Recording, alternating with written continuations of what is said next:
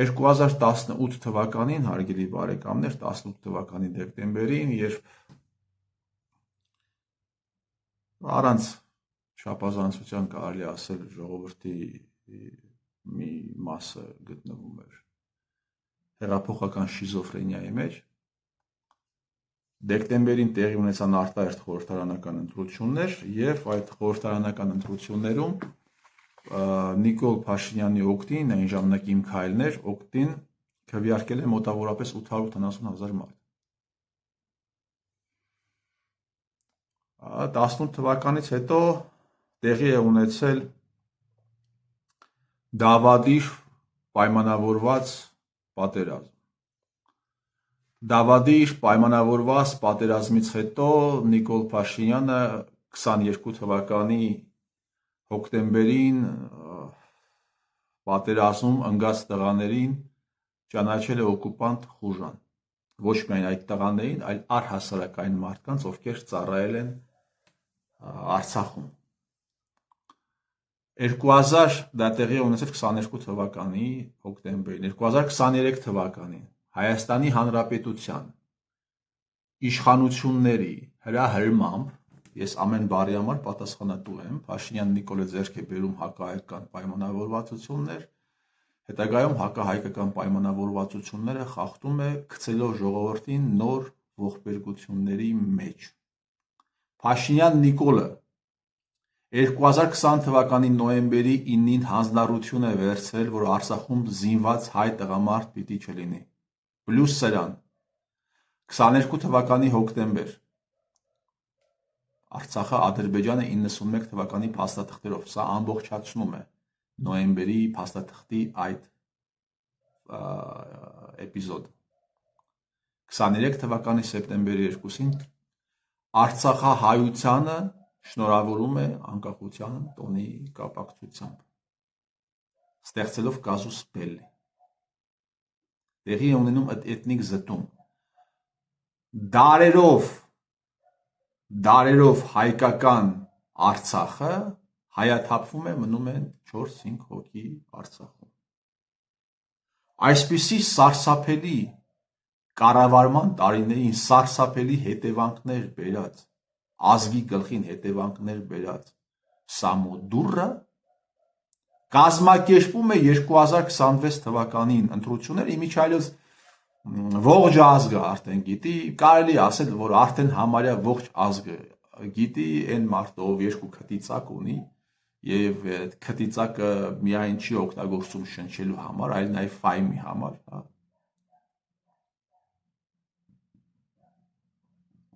Որ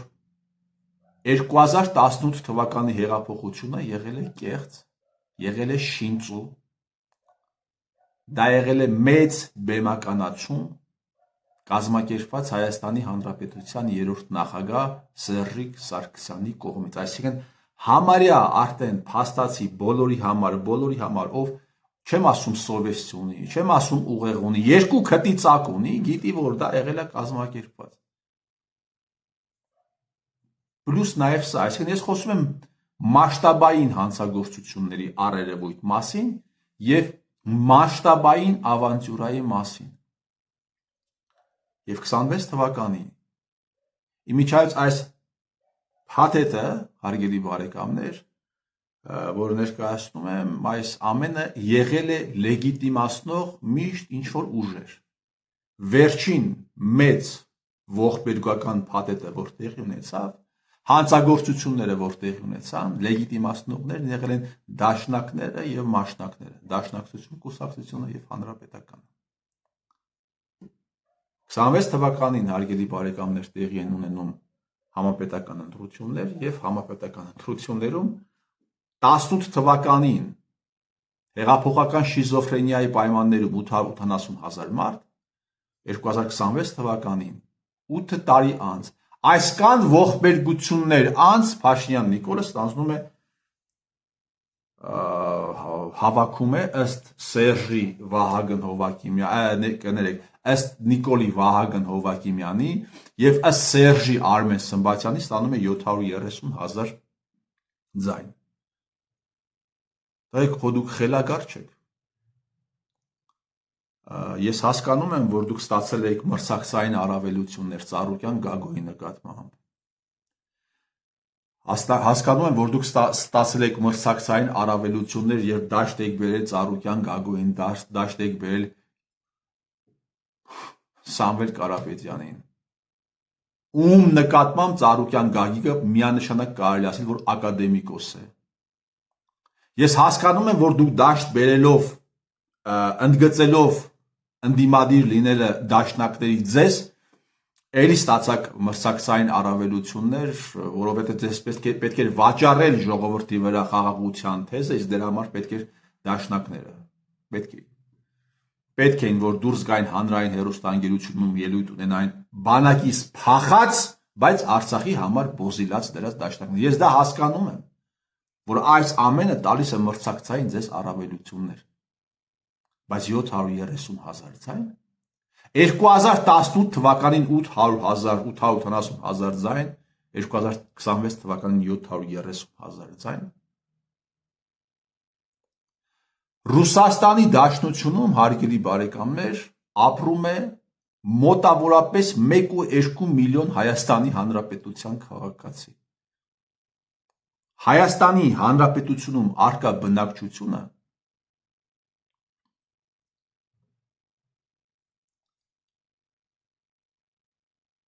շատ կասկածում եմ, որ լինի ավել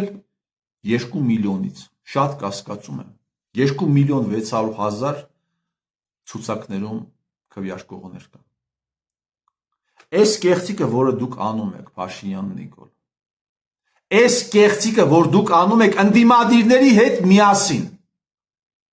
դու իրականացնում ես հանցագործությունները, ընդդիմադիր պատոննկները լեգիտիմացնում են քո իրականացած հանցագործությունները փողի դիմաց։ Ու այստեղ պետք է նաև մի բան ասել, բացի նրանից, որ դուք կեղծում եք ընտրությունները, դուք ընտրական պրոցեսն եք նաև կեղծում։ Ընտրական պրոցեսի ընթացքում դուք լռության եք տալիս այն կարևորագույն հարցերը, որը պիտի դնեիք Փաշինյան Նիկոլի դեմը։ Փաշինյան Նիկոլը 18 թվականին կեղծ հեղափոխություն է արել։ Փաշինյան Նիկոլը, որը պայքարում էր նախկին ռեժիմների դեմ, ազգային անվտանգության ծառայության գործակալներին նշանակել է բարձր պաշտոնների, պարոն Սամվել Կարապետյան, հələ այդ կերամիկական ժպիտը ծածկի, փագի, հələ ուղեղը աշխատացրա եւ փորձի պատմության դասագրքերում գտնել մի դրվագ, երբ ռեժիմին ծառայող գործակալները հեղափոխություն են անում այն ռեժիմին, որին իրենք որի կողմից հավաքը գրված են եղել։ Մի դրվագ։ Նույնը քեզ է վերաբերում, Ռոբերտ Քոչարյան։ Դուք կեղծել եք նաև ձեր միջոցով կեղծվել է նախընտրական process-ը, դուք Փաշինյան Նիկոլի դեմը պիտի կանգնեիք, այս հարցերը տայիք։ Պարոն Քոչարյան, դուք չգնացիք բանավեճերի, ինչու՞։ Ձեր չիները կգնեին, այսինքն ձեր պագոնները չեն ընկնում, երբ դուք Իշխան Սաղաթելյանի հետ բանակից փախած եւ Արցախի համար բոզիլած դրածի հետ նախընտրական կամպանիա եք իրականացնում, ձեր պագոնները չեն ընկնում, հա, չեն ընկնում։ Այն մարդու, ով ժամանակին Նիկոլ Փաշինյանի մոտ մարզպետ էր աշխատում, երբ այլանդակություն էին իրականացնում, Զանգովի արտահայտություն էին իրականացնում ձեր նկատմամբ, եւ նրանք այդ ամենի հետ օքեյ են։ Այսինքն այս անձանց հետ նախընտրական կամպանիա իրականացնելը նորմալ է, Նիկոլ Փաշինյանի հետ դեբատին մասնակցելը աննորմալ է։ Այս հարցերը Նիկոլ Փաշինյանին տալը աննորմալ է։ Չի սազում ձեզ։ Բա ի՞նչն է սազում, լռելը։ Լռելն է ձեզ սազում։ Այսինքն ոչ միայն արդյունքներն է կեղծված, նախընտրական ողջ կամպանիայի տրամաբանությունն է կեղծված։ Մարտը 18 տարի խոսում է։ Մարտի 1-ի մեռելների մասին փաստեր եք ներկայացնում, թե ինչպես է նա մարտի 1-ին ժողովրդի վրա քշած ստահակների վարկային պարտավորությունները դրել Հայաստանի Հանրապետության քաղաքացիների ուսերին, անուններ եւ ազգանուններ են հնչում։ Օրինակ Սպեցնազի Գագիկ Սարգսյանի վարկերը, փոխառությունները եւ այս ամենը, այս շարանը մնում է լռության մատնված։ Եվ որպես կանոն, որպես հետևանք ունենում ենք 18 թվական 870,000 և 26 թվական այսքան ողբերգություններից հետո տարել է 18, 19, 20 թվականի զորակոչը, ուղարկել է ուլտրա ազգայնական լոզունգներով ուղարկել է Արցախ, հիմա ասում է օկուպանտ խուժան է, նու բառացի չի ասում բնականաբար, բայց իր գործունեությունը և իր հռետորաբանությունը դրա մասին է։ Ցուցակներն էլ չի հրապարակում։ Եվ 730,000 ընտրող, ընդամենը 150,000 ընտրող է։ Պակասել, եթե հավատանք Սերժի Արմեն Սմբատյանին և Նիկոլի Վահագն Հովակիմյանին։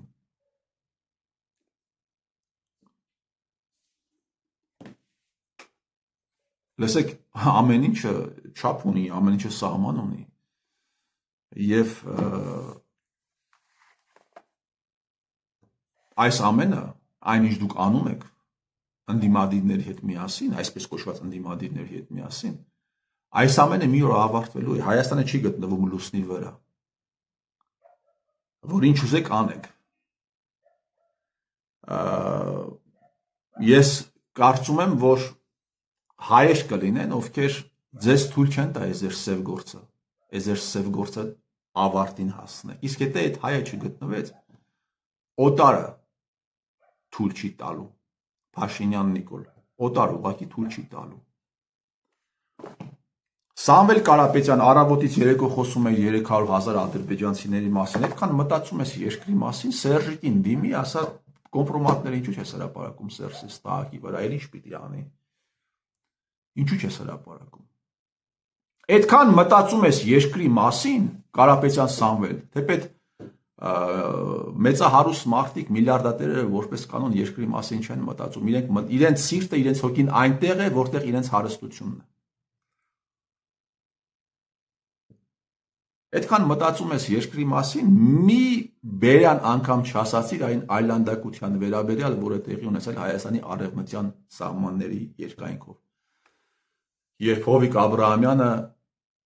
այնքան է շահագործել, այնքան է փորել Արաքսին հարակից տարածքները, որ Թուրքիային է անցել, գետը փոխել է իր հունը և Թուրքիային է անցել 400 մոտավորապես հեկտար տարածություն։ Ինչքան ես տեղյակ եմ, Հայաստանի կառավարությունը դիմել է Թուրքիայի կառավարությանը, բայց Թուրքիայի կառավարությունը ասել է թուրքերեն պիտի ասեմ կամ ժամանակակից հայերենով պիտի ասեմ, ասել է սիկտիր եղեք և ճիշտ է արել, և ճիշտ է արել։ Այս խայտառակության մասին ևս դաշնակ մաշնակները, որոնք այսպես դիշկավորվել են որպես ազգայնական ուժ, ևս լռություն տվեցին։ Առավոտից երեկո խոսում էին 300,000 ադրբեջանցիների մասին։ Չէր կարող այսպիսի բան լինել 18 թվականին 880,000, 26 թվականին 730,000, այսպիսի բան տեղի չի կարող ունենալ, որ կեղծում եք ինչ-որ բաներ, այնպես կեղծեք, որ գոնե մի քիչ խելքին մոտ լինի, այնպես նկարեք, որ գոնե մի քիչ խելքին մոտ լինի։ Ես ասել եմ և ասում եմ, եթե ազնիվ արդար ընտրություններ լիներ, այս ուժերից ամենաշատ ձայները կհավաքեր էլի Նիկոլ Փաշինյանը, առանց կեղծելու, բայց ինքը երբեք չէր տանի ավել 700,000 ձայն ինքը չէր տանի, 600,000 ձայն ինքը ևս չէր տանի, 500,000 ձայն ինքը ևս չէր տանի, բացառված է հարգելի բարեկամներ, բացառված է։ Ընտրությունների արդյունքները Հայաստանի Հանրապետությունում հնարավոր չէ ընտրական մեխանիզմով իշխանություն փոխել, բայց Հայաստանի Հանրապետությունում ռեժիմ փոխվելու է, ես մի գրամ անգամ չեմ կասկածում։ Հարցը ընդամենը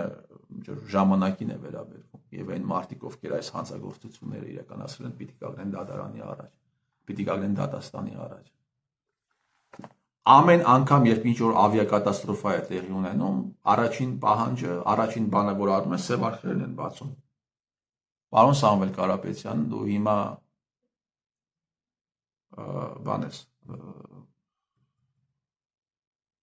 այսպես կոչված ընդդիմադիր, պոտենցիալ ամենամեծ ֆրակցիայի, ես վստահ եմ, որ դուք վերցնելու եք մանդատները։ վստահ եմ ուղղակի ձեր հիմա ողջ գործունեության նպատակն է որ ստեղծեք լեգիտիմ պատճառ մանդատները վերցնելու համար եւ դուք դա կստեղծեք դուք Սերժիկի հետ այդ ամենը կստեղծեք դա ձեզ համար տեխնիկական հարց է եւ ամեն անգամ երբ տեղի է ունենում այդ նման կատաստրոֆաներ սև արխերն են բացում դուք պահանջում եք սև արխերը բացելը բա որ սև արխերը բացեցին պատկերացնում եք ինչեր եք լսելու Սերժի մասին Սերժը թույլ կտա որպեսզի դուք սև արխերը բացելու դուք չեք կարող բացել բայց դուք կարող եք պահանջ ներկայացնել որպեսզի սև արխերը բացեն եւ ամեն անգամ երբ որ սև արխերը բացելու վերաբերյալ հայտարարություն եմ անում դուրս է գալիս ինչ-որ մի ոչնչություն եւ ասում է հիմա դրա ժամանակը չէ Ես պիտի ասեմ, որ այսպիսի ոչնչություններ միշտ են եղել։ Ես մի անգամ ազատության հրապարակում կարդացի Ռուբեն Սևակի նամակ ուսանողին, մի հատված նամակ ուսանողինից մի հատված եւ ուզում եմ եւս մեկ անգամ կարդամ այս նամակը ուսանողին ինքը գրել է Ադանայի ջարդերից հետո 9 թվականին Լոզանից Աստված այս շերը ստեղծեց անարգվելու համար, հայերը ջարդվելու, Թուրքիո մեջ ռեժիմ պիտի փոխվի հայերու ջարդ, Սուլտանը պիտի գահակալե հայերու ջարդ, Շարիաթ պիտի հաստատվի հայերու ջարդ, բայց այս բոլորը այնքան տարօրինակ չէ մեզի համար, որքան այն հուսահատեցուցիչ խելոքությունը, որով հայերը ողջունեն այս ջարդերը, երբ այս ժողովուրդը պիտի սորվի մարդկորեն կատղիլ, ու իրավ, մարդկորեն կատղիլ, այս տարրական առաքինությունը կթվի իսպար հեռացած ըլլալ հայուն սրտեն, ու այս ոչ միայն աստվածավախ եկեղեցականության, խնկամոլ ռամկության, տգետ արեստավորության մեջ, այլ նույնիսկ ու մանավանդ մեր մտավորականության մեջ, առեք մամուլը, հավատացեք, որ այս վերջին ամիսներու ընթացքին եվրոպական մամուլը շատ ավելի մոտեն շոշափեց հայուն վերքը, քան պոլսահայ մամուլը։ Բոլոր երկրներու քաղաքական թերթերը միաձայն գտնվեցան կոտորածներու թիվին վրա, որ 30,000 կանցնի, միայն Սիուն գետը 3,000 հայ դիակներ թափեց միջերկրական ծով։ Կտեղեկագրեն ֆրանսիական մարտանավերուն սպաները, եվրոպացի վկաները ամենաահարկու իրողություններ կպատմեն այդ օրին։ Սարսափահար, քարացած պոլսոհայ թերթերում կսպասենք, ավելի ընդարձակ տեղեկություններու համար կամ գոնե հուշկու բողոքիմը ընթերցումով ամոքվելու համար, թերթերը կուգան հավիտենական ոսկեզոծ ունայնությունը, որ կհատկանշե պոլսահայ մտավորականությունը։ Մեր թերթերը դեռ կշարունակեն իրենց անդամալույց կյանքը, նույնիսկ հանդեսներ կարդացինք, ուր Կիլիկիո ջարդերեն անմիջապես առաջ Սիրային հայրատ ոտանավորներ կանգնասկային, նշանացի պատմություններ եւ դեռ ինչեր։ Մինչդեռ հայ ընդհանուր մամուլը սուքին սևով պետք է պատվեր կամ արյունի կարմիրովը պորտկալ եւ կամ եթե չէր կրնար ամեն բան ասել լռեր։ Այս լռությունը հարգելի բարեկամներ, այս լռությունը ես այդ լռության օրվա կապակցությամբ էլ ասացի, որ Հայաստանի Հանրապետությունում լռություն է եւ լռության օրվա մեջ հայտարարել են լռություն։ Հայաստանի Հանրապետությունում խոսք հիմնականում չկա։ Լռություն է, որը երբեմն ընդհատվում է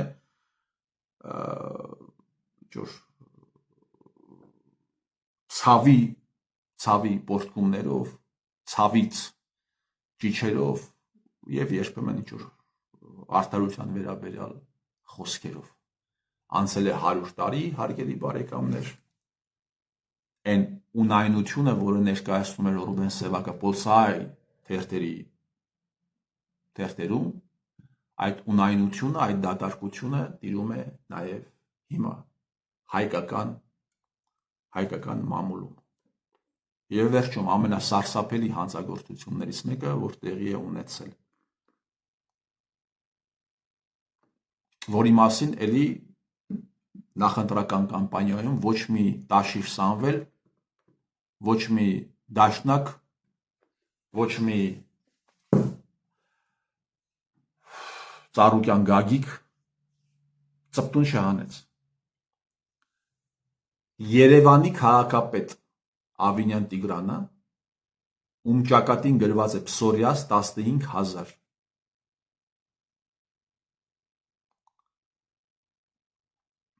Բանակում չծառայած, պավեստկաներ է բաժանել տալիս եւ մարդկանց ուղարկում է պավեստկա վերցնողներից որոշներին ուղարկել է տալիս Սև լճի հատվածներ փաստացի ուղիղ ադրբեջանական գերություն։ Եթե այսպիսի հանցագործություն իրականացնող իշխանությանը, հարգելի բարեկամներ, ձայն է տալիս նույնիսկ 100,000 մարդ, այսինքն 100,000 մարդ գնում է ինքնական ձայն է տալիս այս իշխանությանը։ Ուրեմն, հարգելի բարեկամներ, ուրեմն այս ազգը պետություն ունենալու ոչ իրավունք պիտի ունենա եւ ոչ էլ շանս պիտի ունենա։ Ոչ իրավունք եւ ոչ էլ շանս։ Ու եթե սրա ֆոնին, այս ամենի ֆոնին, ինչ որ վիժվասկ դուրս է գալիս եւ առավոտից երեկո մարդկանց վախեցնելով խոսում է Սաֆարովների մասին, 300,000 ադրբեջանցիների մասին, բայց չի խոսում հայի կողմից իրականացվող այս այլանդակության մասին, ինքը սովորական ուբլյուդկ է, հասկանում եք, հարգելի բարեկամներ, սովորական ուբլյուդկ։ Դուք բոլորդ պատասխան եք տալու, բոլորդ։ Ես մի գրամ, ես չգիտեմ, ես այդ օրը կտեսնեմ, չեմ տեսնի։ Բայց դուք անպայման պատասխան եք տալու եւ իմ ամեն խոսքը, որ ես ասում եմ, այդ օրը ինչ որ մի ժամանակով առաջ է բերում։ Ինչ որ մի փոքրիկ թեկուզ ժամանակով մոտեցնում է բոլորիդ։ Ես ձեր տիրոջ մերը